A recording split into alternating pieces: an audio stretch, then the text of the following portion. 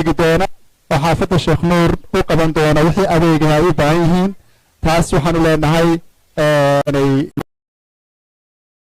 labaadna waxa weeye ay u qorshaysay inay macaamiisheeda ku celiso oo runtii muxuu ahaayey waa wiigii saddexaad ah waxaanu wadnaa laba qaybood oo ah inaanu hadiyadihiina halkan maanta lagu wareejiyo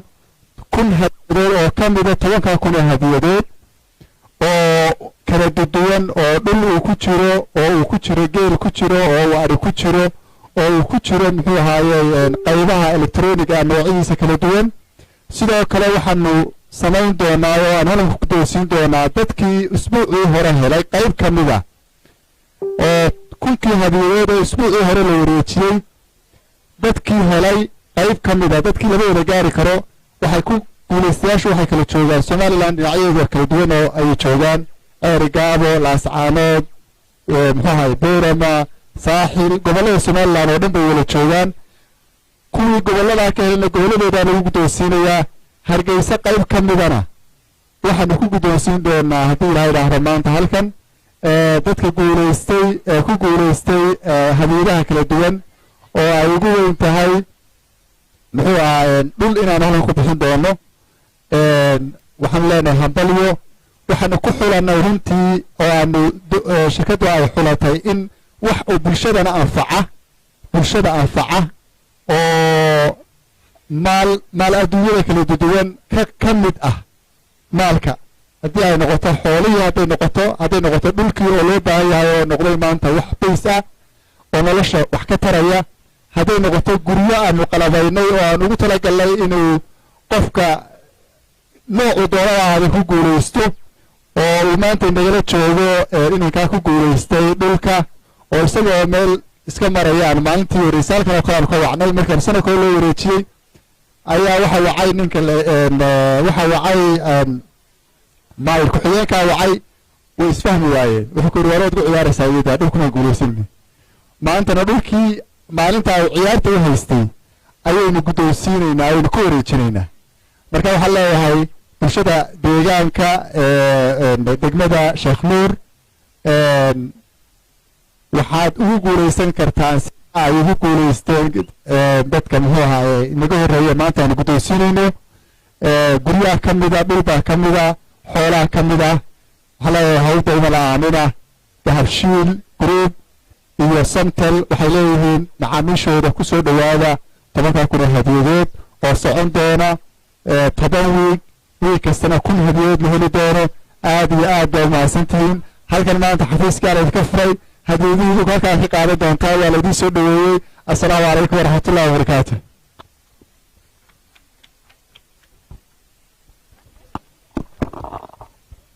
dadweynaha aad iyo aad baad mahadsantihiin waxaan idinkaga mahad celinaynaa inaad nagala soo qayb gashaan munaasabadan waxaanu ku faraxsanahay inaanu idinku nimaadno xaafadiinii oo galabta aynu halkani wada joogno waxaan rajaynayaa inaad ka faa'iidaysan doontaan abaalmarinaha shirkadda Samtel ay idinku tala gashay waxaan mahad celinayaa mas'uuliyiinta waqtigana la joogay iyagana sidoo kale waxaan iyagana mahad celintooda aan ilaaweyn ciidanka booliska ee Somaliland gaar ahaan askarta halkan nagula sugan nidaamka inoo saxaysa aad iyo aad bay u mahadsan yihiin waxaan ugu bishaaraynayaa macaamiisha kala duwan ee Samtel gaar ahaan macaamiisha aanu galabta wada joogno in berri toolo ah maalinta Jimcaha uu bilaabmi doono wareegii afraad ee hadiyadaha shirkadda Samtel ay macaamiisheeda ugu tala gashay kuwaasi ay ku jiraan hadiyado qaaliya oo lagu xoolaynayo macaamiisha kala duwan ee shirkadda isticmaasha geel baa ku jira ari baa ku jira dhul baa ku jira ka faa'iidaysi wanaagsan waxaan haatan u yeedhayaa barkhad jaamac batuun xildhibaanka ugu codka badan xildhibaanada golaha wakiilada Somaliland barkhad sacad ha laygula soo dhoweeyo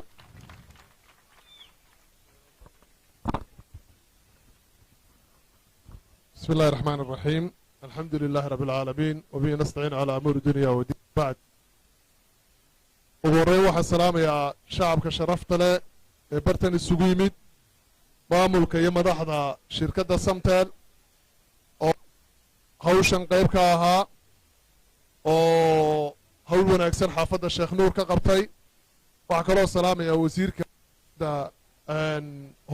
jidadka Cabdillah Bakar iyo salaadiinta iyo dhalinyarada kale ku guulaysatay barnaamijkan inantii halkan iyadana geela lagu siiyey si gaaraan u salaamayaa waa barnaamij aad u qurux badan runtii waxaan isleeyahay shirkadda samtel waxay ka mid tahay shirkadaha somalilan kuwooda customer careka ku fiican ilaalinta dadka macaamiisha ah aadna wax ugu soo celiyaa maamulkeeda iyo madaxdeeda iyo cidda b r keeda haysaaba waa ku mahadsan tahay dadweynaha in hoos loo eego oo danahooda lagu xisaabtamo oo shirkaduhu mas-uuliyad gaara iska saaraan aad bay runtii qayb siyaasadeed uga tahay marka waan rajaynayaa inuu barnaamijkani sii soconayo xaafadda sheekh nuurna dad wanaagsan oo qiimo badan oo sharaf lebaa degan waxaan xasuustaa iminka muddo laga joogo 7 sanno ka hor markii cabdillaahi abakar waddada halkan hormaraysa uu dhisay oo runtii iminkana dayacan aniguna kolleyba xaafad kastoo hargeysaaba dacod baan ka helayo inaan deegaanada u hadla muhiim bay tahay halkan waxaan kaga faa'iidaysanayaa wasiir waddadii hore berigii hore aad dhisteena wataa iminkana adaa wasaaraddii waddooyinka jooga adiga maahirku iska kaashada insha allahu oo xaafadda waddooyinkeediina waa hoos in loo eega iyadana waa muhiim waana rajaynayaa sidii berigii horeba aad wax ugu qabatay inaad iminkana u qaban doonto cabdillaahi waddadan isagaa ku ammaananaa markuu wasiir ku-xigeenka wasaaradda ammaanka ahaa iminkana mar labaad waxaanu doonaynaa inuu tanna xaafadda u dhiso maadaama mas-uuliyaddii xukuumadda uu hayo deegaanka iyo dadka hargeysa ku hadlaya waa iga cosi shirkadda somtelna mar labaad iyo mar saddexaad baan ugu mahadnaqayaa xarun weyn oo xaafaddan u baahnayd oo ballaaran inay furtay waxaan u rajaynayaa guul waxaan jeclahay wasiirka uu isna degdegayo xarunta xarigga ka jari doona inaan kusoo dhaweeyo mikrofoonka kusoo dhawo mudane wasiir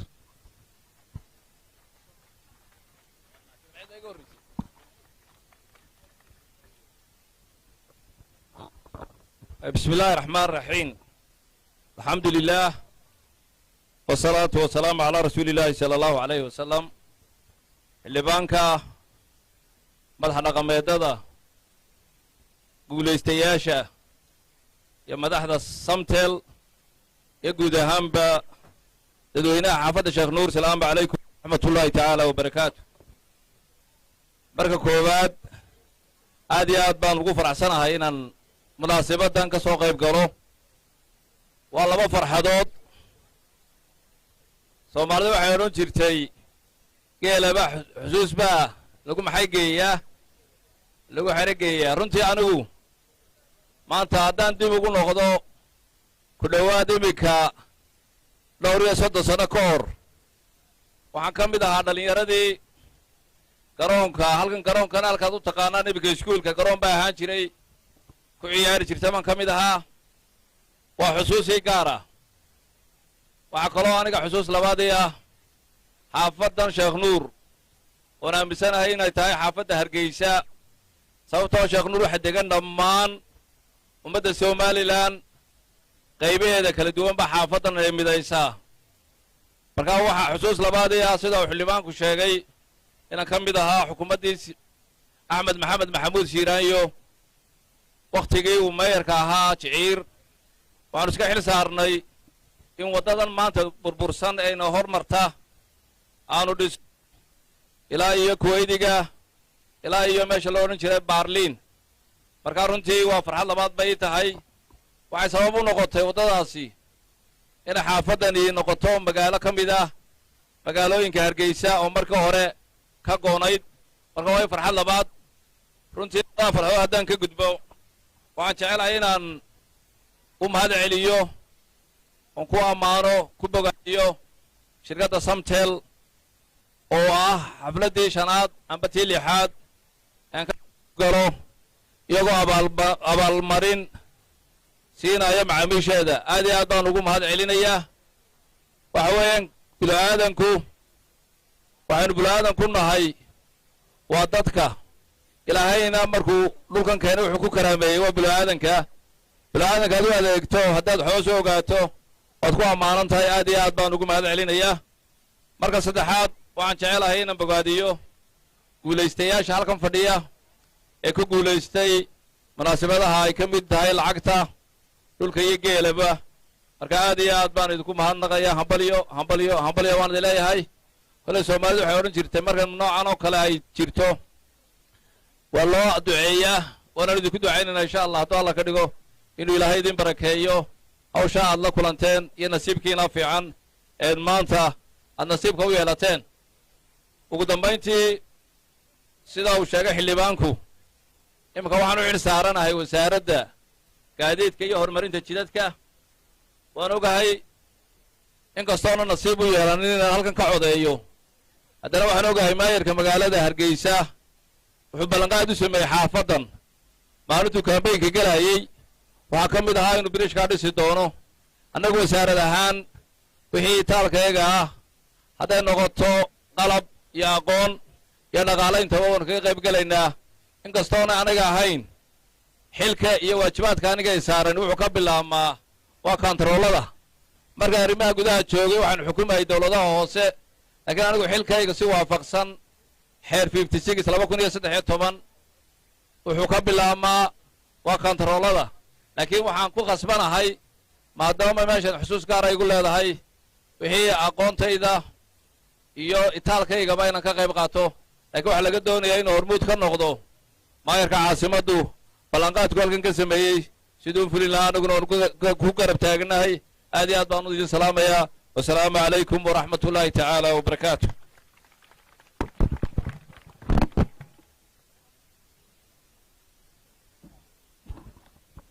wasiirka wasaaradda gaadiidka xildhibaan barka jaamac batuun boqor axmed imaan warsame dhammaantood way ila sii joogi doonaan waxaan leeyahay waxoogaa nala qaata annaga iyo macaamiisha guulaystay waxaan haatan u yeedhayaa 5 macmiil oo ku guulaystay abaalmarino kala duwan halkan baa lagu guddoonsiin doonaa qof kastoo aan u yeedha halkan buu iman doonaa wuxuuna qaadan doonaa abaalmarintiisii dadweynaha nagala soo qayb galana sacabkay nagu xoojin doonaa waxaan haatan u yeedhayaa nimco maxamuud muuse nimca ha soo dhawaato waxaa abaalmarinteeda guddoonsiin doona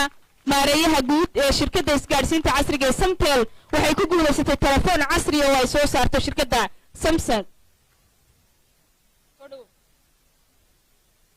nimco markale sacabka u tuma waxay ka mid ahayd guulaystayaashii toddobaadkii soo dhaafay aad iyo aad bay u mahadsan tahay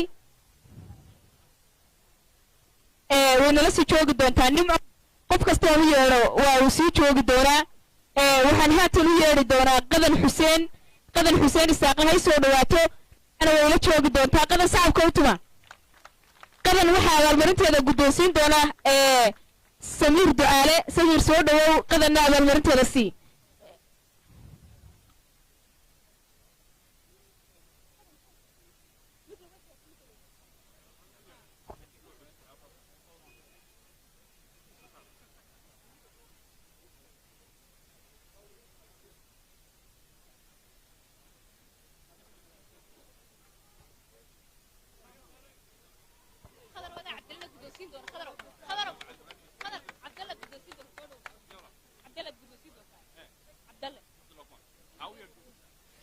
waxaan haatan u yeedhayaa cabdalle idriis cabdi sacabka alootuma waxa uu ka mid yahay guulaystayaashii tv buu ku guulaystay cabdalle ha soo dhawaado waxaan sidoo kale isna leeyahay soo dhawow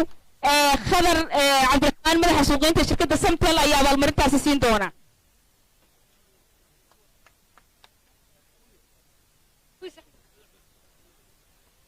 sacabka alootuma macaamiishaas guulaystay igama tegayaan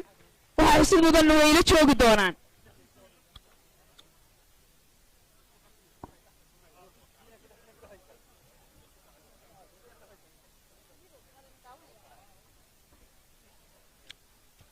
aad iyo aad buu mahadsan yahay hambalyo ayaan leeyahay macaamiishaasi waxaan haatan u yeedhayaa guulaystayaasha ka mid ah suldaan maxamed jaamac ciise sacabka loo tumo waxaa guddoonsiin doona boqor axmed imaan warsame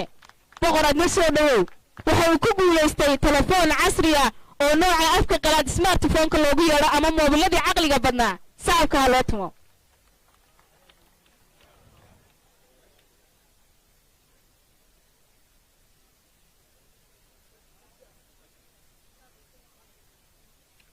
madaxda dhaqanka ee somaliland ee midna guulaystay midna hadiyadiisa siinayo aad iyo aad buu mahadsan yahay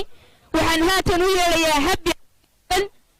waxaan leeyahay habbi sacabka ha loo tumo habbi waxay ku guulaysatay neef geela barkhad jaamac batuun xildhibaanka golaha wakiilada somalilan ugu codka badan ayaa guddoonsiin doona abaalmarinteeda sacabka ha loo tumo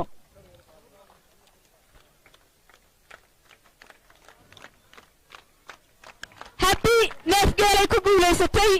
geelaa markuu dararan yahay laba nin duugtaa soo may ahayn waxaan leenahay iminka geeli gabdhihii buu ku wareegay samteelna aad bay u mahadsan tahay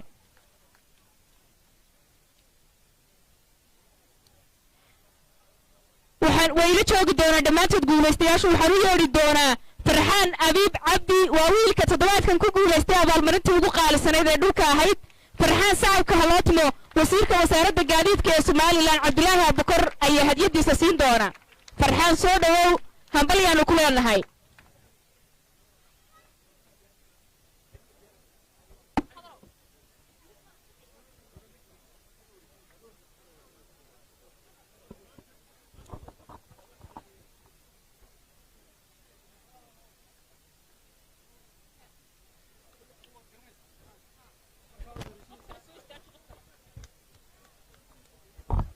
aad iyo aad bay u mahadsan yihiin shanta abaalmarinood ee ugu qaalisan waxay noo wareejin doonaa wasiirka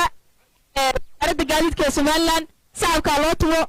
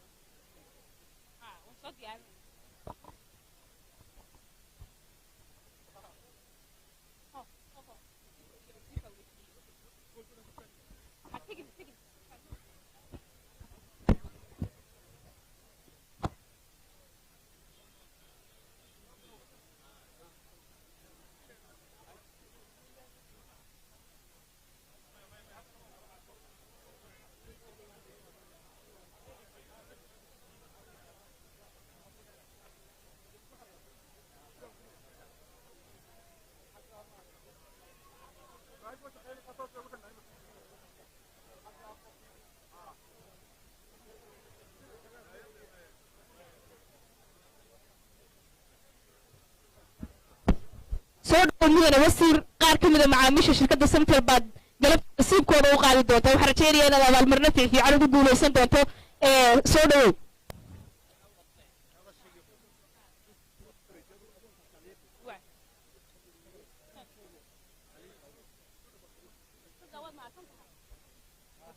وهجاج أبي أبو وسيركم هتسيحي معميل كاسي وهو الرياء ونصيب كيس وقاضي ونويك دورة معميل كذا بركز وحوي أمر ليحشن أثر هل سبب ليه أثر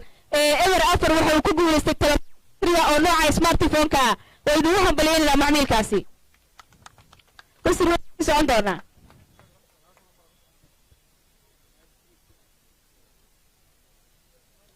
وهجاج معميل كاستنا ميكروويف كوب ويستي إسلام بركز وحوي أمر ليحشن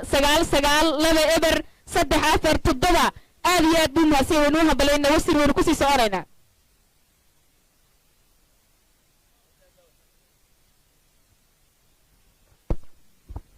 وعجاج إسلام عميل كاسميك روف كقول استلم بركيس نوامر لحشان آفر صدق حل لبا آفر هل آذيات بوم هتسي هاي همبليو يا نولان هاي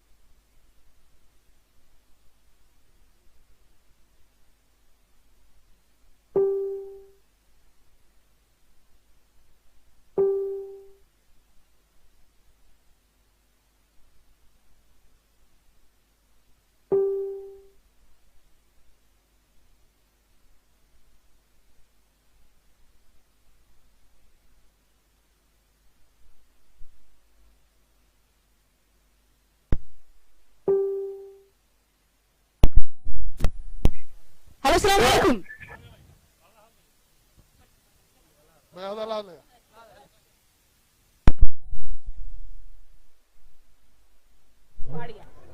السلام عليكم هلو waxaa kula hadlaya xildhibaan farka masruufa kula hadlaya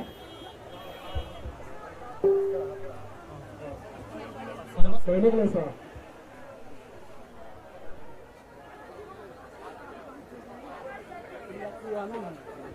halo way maqlaysaa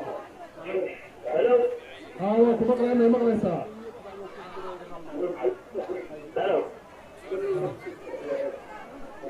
waxaa kula hadlaya xildhibaan barkad nin la yidhaahdo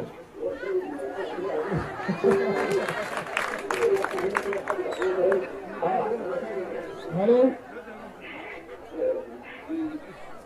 khadir isma okay bay maqlaysaa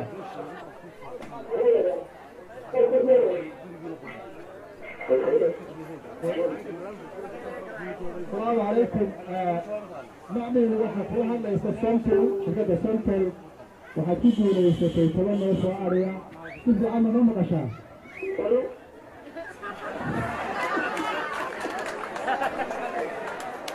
معمل waxaad ku guuleysatay 10 neef oo ariya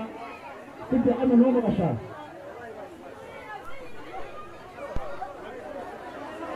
okay معمل waxaan maleeyahay uu taagan yahay markaa cilmiga la soo galay daawad meeshii joogo waynu raadin doonaa insha allah waynu shirkadana way gudaydiin doontaa xafla sidoo kale ugu gudaysiin doontaa insha allah macmiilka labaad baan ugu doonaa aad iyo aad baa u mahadsan tahay maaraye qofkanna waxa uu ku guulaystay abaalmarin dahaba xildhibaan barka jaamac batuur nasiibkiisu wuu fiican yahay waa sababta uu helay 21 kun oo cod oo shacabka reer Soomaaliland gaar ahaan gobolka Murujeex ay ugu doorteen macmiilkan waxa uu adeegkiisu yahay The number you are calling is busy. macmiilka dahabka macaamiisha telefishinka laga daawaday waxaan rajaynayaa inaanay wixii doorin macaamiisha ilaa intay shirkadda iska maqli doonaan oo ay u kaadiyaan hambalyada xildhibaan waad mahadsan tahay The number you are calling is busy. aad iyo aad baad u mahadsan tahay The number you are calling is busy. macmiilka lambarkiisu waa mashquul macaamiil tiro badan baa wacaysa annaguna waan u hambalyeynaa The number you are calling is busy. Number kaad garaaday waa mashquul. The number you are calling is busy. aad baad u mahadsan tihiin intaa waxaa noogu qaybtii hadiyadaha macaamiil tiro badan baa guulaysan doonta waxayna macaamiishaas dhammaantood ay hadiyadihii ay ku guulaysteen ay ka arki doonaan barta ay Facebook leedahay shirkadda isgaarsiinta casriga Samtel waxaan ku ishaaraynayaa in macaamiisheedeen maalinta Khamiista ee 5 bisha 8aad ay waxaan idinku bishaaraynayaa maalinta Jimcaha ee berritooda waxaa bilaabmi doona wareegga afraad ee abaalmarinaha 10 kun ee hadiyadood waxaa lagu guulaysan doonaa abaalmarino qaaliya waxaan rajayn doonaa inaad ka faa'iidaysan doontaan dhammaantiin waad mahadsan tihiin haddaynu macmiilkaas maqlo waynu ismaqli doonaa haddii kalena wasiirka isticmaal adeegay dahab kadib hubso inuu telefoonkaagu furnaado mar kasta nasiib wacan